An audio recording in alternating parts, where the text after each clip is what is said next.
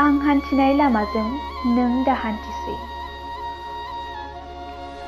जिउनि दिंग्राय दिंसि बेसेबा गोलाव लामाजों सान्दुं अखा गासैखौबो सौसि सौसि आं हान्थिदों गोलोमदै फसल फसल सौहैनांगौ बै गोदान थावनिसिम।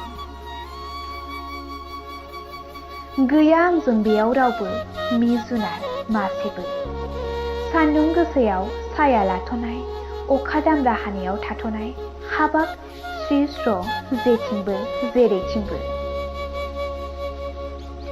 खालिबोल' आंजों हान्थिफादोंमोन जिउनि थिं थिं सान्दुं गोसायाव आं मोजां मोननाय अनजालि रजेया।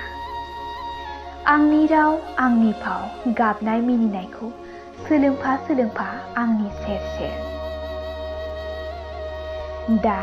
दा साना रुवायबाय, बेबो गावनि लामाजों गाव हान्थिबाय।